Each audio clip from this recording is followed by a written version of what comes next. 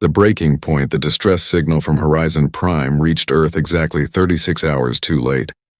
Commander Elena Vasquez stood frozen in the command center of Terra Station 1, watching the recorded footage that would forever change humanity's role in the galaxy.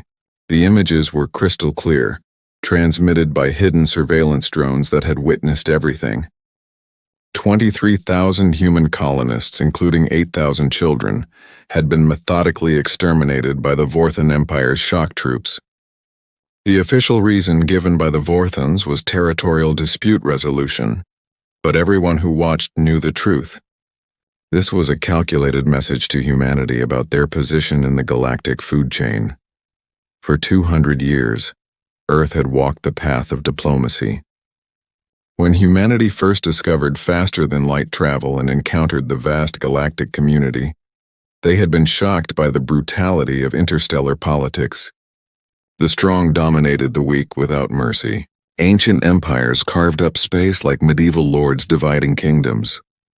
Yet Earth had chosen differently. They joined the Galactic Assembly as peaceful members, accepting restrictions on their expansion, tolerating unfair trade agreements, and responding to every provocation with measured diplomatic protests. When the Vorthans had seized 3 human cargo vessels last year, Earth had filed formal complaints. When they had imprisoned human merchants on fabricated charges, Earth had negotiated for their release. Always patient, always peaceful, always trying to prove that there was a better way. The massacre at Horizon Prime shattered that illusion forever. Elena turned to face the assembled members of Earth's United Defense Council. The room was silent except for the hum of electronics and the occasional sob from someone still processing the horror they had witnessed. These were not just statistics or distant casualties. Every person in this room knew someone who had been on Horizon Prime. Friends, family members, colleagues who had traveled to the stars with dreams of building something beautiful. Now they were gone, murdered to prove a point about power and dominance. Defense Secretary Marcus Chen was the first to speak, his voice barely containing decades of suppressed rage. They targeted the schools first. The footage shows they went for the children deliberately, to break the adults' will to resist. This wasn't military action. This was terrorism on a planetary scale. The other council members nodded grimly. For too long they had mistaken human restraint for human weakness. The galaxy's powers had grown bold, pushing harder against Earth's boundaries, taking more liberties with each passing year. The Vorthan Empire, in particular, had been testing humanity's patience, probably encouraged by the lack of visible military response to previous provocations. President Diana Morgan stood slowly, her decision already made before she entered the room. For 2 centuries we have pursued peace above all else. We have shown mercy when others showed brutality. We have offered friendship when others offered only domination. The massacre at Horizon Prime has proven that our mercy is seen as weakness, our friendship as submission. Today that changes. She paused, looking at each council member in turn. I call for the activation of Protocol 7. The room erupted in whispers. Protocol 7 had been created at the very beginning of humanity's expansion into space. A contingency plan that most had hoped would never be needed. It was humanity's answer to the question, what if peaceful coexistence becomes impossible? The vote was unanimous. Every hand raised without hesitation. Within minutes, a transmission was being broadcast across every human colony, research station, and trading post in the galaxy. The message was simple, but carried the weight of humanity's collective decision. To all citizens of Earth and her colonies, you are ordered to return home immediately. In 72 hours, the solar system will implement Defense Protocol 7. Any non-human vessel approaching within 100 light-years of Earth space will be destroyed without warning. This is not a negotiation. This is not a threat. This is a promise. The galactic community's reaction was predictable and swift. The Vorthan Empire issued statements calling humanity's response an amusing tantrum from an inferior species. Their emperor, Thaxtor the Merciless, personally appeared on galactic broadcasts, his forearms gesturing dismissively as he spoke. The humans think they can threaten the Vorthan Empire, we who have conquered 1,000 worlds, we who have stood unconquered for 3 millennia, let them hide in their single system. When they grow hungry enough, they will crawl back begging for trade agreements. Other species' reactions ranged from concern to outright mockery. The warrior races found humanity's ultimatum hilarious, pointing out that humans had never demonstrated any significant military capability. The merchant guilds worried about trade disruptions but assumed humanity would back down once economic pressure mounted. The older, more established empires simply ignored the announcement, considering it beneath their notice. None of them understood what they had awakened. Deep beneath Earth's surface, in bunkers that had been constructed in absolute secrecy over 2 centuries, lights began turning on. Massive underground facilities that stretched for hundreds of miles hummed to life. These were not military bases in any conventional sense. They were something far more ambitious. For 200 years, while presenting a peaceful face to the galaxy, humanity had been preparing for the possibility that peace might fail. Every scientific advancement had been dual purpose. Every research project had military applications. Every piece of technology traded or stolen from other species had been reverse-engineered and improved upon. The truth was that humanity had never been weak. They had been patient. They had never lacked military might. They had chosen restraint. The merchant vessels and patrol boats that other species mocked were merely what humanity had chosen to show.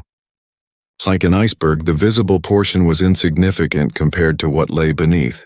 In hidden shipyards throughout the solar system, vessels that had been maintained in perfect readiness for decades began their power-up sequences. These were not ships built for war as the galaxy understood it. These were ships built to end war, permanently if necessary. Admiral Sarah Kim stood on the bridge of the TDS Retribution, humanity's true flagship, as it rose from its concealed dock beneath the Atlantic Ocean. The vessel was 3 kilometers long, powered by zero-point energy reactors that humanity had developed in secret after studying captured alien technology and improving upon it in ways the original creators had never imagined. Around her, similar vessels were emerging from hiding places across Earth, Luna, Mars, and the asteroid belt. The fleet that assembled in Earth orbit over the next 48 hours defied galactic understanding of human capabilities. As news of humanity's mobilization reached the Vorthan Empire, Emperor Thaxtor made a decision that would seal his empire's fate. He ordered his Grand Armada, 500 of the most powerful warships in known space, to travel to Earth and put down what he called the human insurrection. He wanted to make an example that would echo through history. No species could threaten the Vorthan Empire and survive. He would finish what the massacre at Horizon Prime had started, the complete subjugation of humanity. The Emperor's advisors tried to counsel caution. The humans had given a specific warning about approaching their space. Perhaps negotiation would be wiser. But Thaxtor had ruled through fear for too long to recognize the danger of cornering a species that had nothing left to lose. He had mistaken humanity's previous mercy for weakness, their diplomacy for cowardice. He was about to learn why Earth had chosen peace not from inability to wage war, but from knowing too well what they were capable of if pushed too far. The massacre at Horizon Prime had not weakened humanity's resolve. It had shattered the chains they had placed upon themselves. The galaxy wanted to see humanity without mercy. They were about to get their wish. The Reckoning. The Vorthan Grand Armada dropped out of hyperspace at the edge of the solar system, with the confidence of conquerors who had never known defeat. 500 warships, each one a masterpiece of destructive engineering that had laid waste to entire civilizations, arranged themselves in the traditional Vorthan battle formation, known as the Crown of Thorns. Admiral Crix, the Emperor's most decorated military commander, stood on the bridge of the flagship Dominator, his chitinous exoskeleton gleaming under the harsh combat lighting.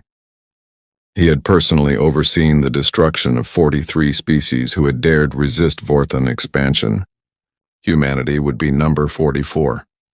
The Admiral's tactical display showed Earth's defensive fleet arranged in concentric spheres around their home world. The numbers were surprising, nearly 2,000 vessels, but Crix was unconcerned. Numbers meant nothing against Vorthon firepower and centuries of combat experience. He opened a communication channel, his translator rendering his clicking speech into the crude sounds of human language. Forces of Earth, I am Admiral Crix of the Vorthon Empire. Your 72 hours have expired, yet you remain defiant. Surrender now and your species will be permitted to survive as servants. Resist and you will share the fate of your colony on Horizon Prime. The response came from Admiral Sarah Kim aboard the Retribution. Her voice was calm, almost conversational, which unsettled some of the younger Vorthon officers. Admiral Crix, you were warned not to approach our space. That warning was not given lightly. You have exactly 60 seconds to reverse course and leave.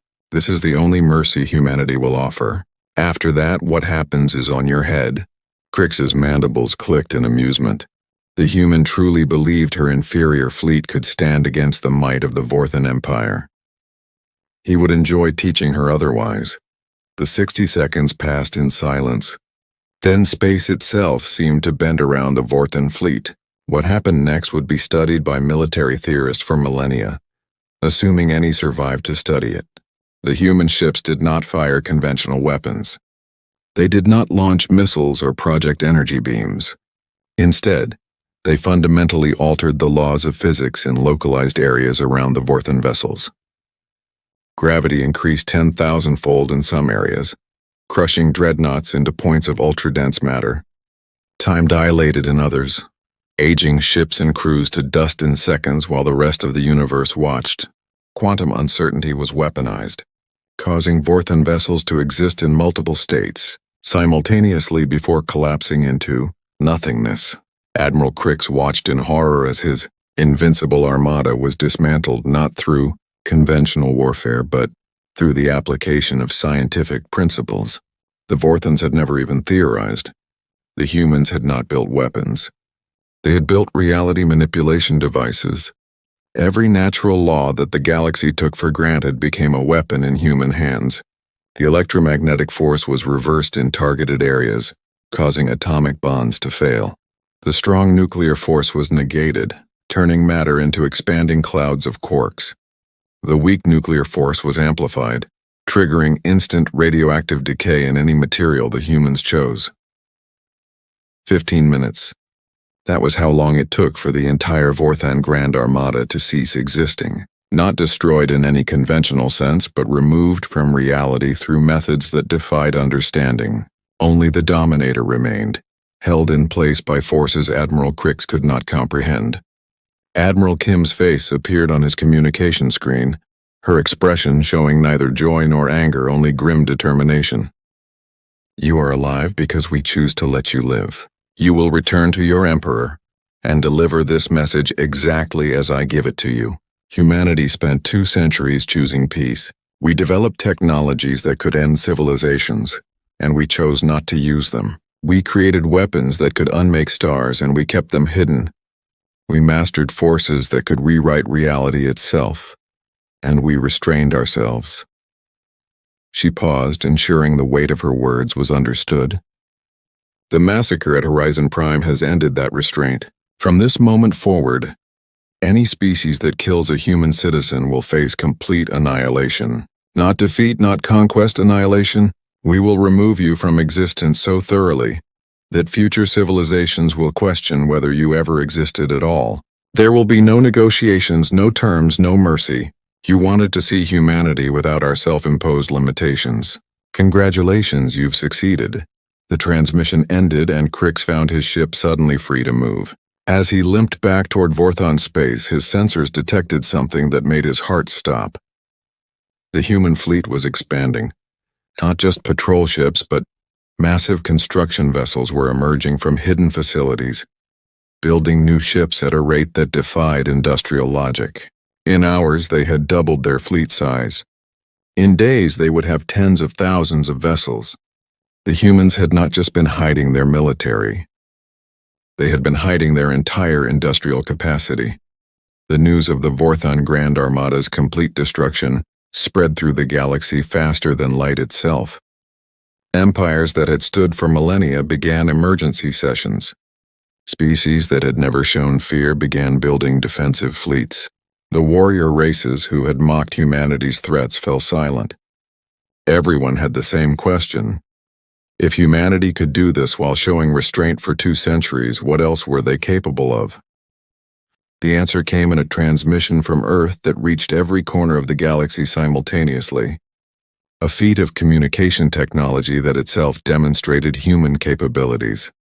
President Diana Morgan appeared on every screen, every hologram, every communication device in known space. Her words were translated into 10,000 languages simultaneously. Citizens of the galaxy, for 200 years, Earth has extended the hand of friendship. We sought trade, not conquest. We pursued knowledge, not domination. We offered mercy to those who showed us none. That era has ended. The massacre at Horizon Prime has shown us that mercy is interpreted as weakness in this galaxy. Therefore, humanity withdraws its mercy. She held up a data pad, reading from it with ceremonial gravity. Effective immediately, the following policies are in effect. Any attack on human citizens will result in the complete dissolution of the attacking species' military forces. Any seizure of human property will result in the economic collapse of the responsible government. Any threat to human colonies will result in the threatening species losing all spacefaring capability permanently. The implications were staggering. Humanity was not declaring war. They were declaring themselves the arbiters of justice in the galaxy, with the power to enforce their will. And based on what had happened to the Vorthon fleet, they could back up their threats. We do not seek to rule you, President Morgan continued. We do not desire your territories or your resources. We simply demand to exist without fear of massacre. Those who respect human life will find us the most valuable allies. Those who threaten it will discover why we chose peace not from weakness but from wisdom. Within days, the Vorthon Empire collapsed. Not from external attack, but from internal panic. Worlds that had been held by force broke away. Subjugated species rose up, knowing the Vorthons could no longer call upon their Grand Armada. Emperor Thaxtor the Merciless was overthrown by his own guards, who sought to appease humanity before worse consequences arrived. The empire that had terrorized the galaxy for 3,000 years fell in less than a week, brought down not by conquest, but by the removal of their ability to project fear. Other empires took notice. The Ketran hegemony, which had been planning its own expansion into human space, quietly abandoned those plans and sent diplomatic envoys with apologies for past misunderstandings. The Dromath Confederation returned human prisoners they had claimed did not exist. The mysterious Void Hunters, who had never acknowledged any species as equals, sent an unprecedented message to Earth, suggesting a mutual non-aggression pact. The galaxy had discovered that humanity's greatest weapon had always been their choice not to use their weapons.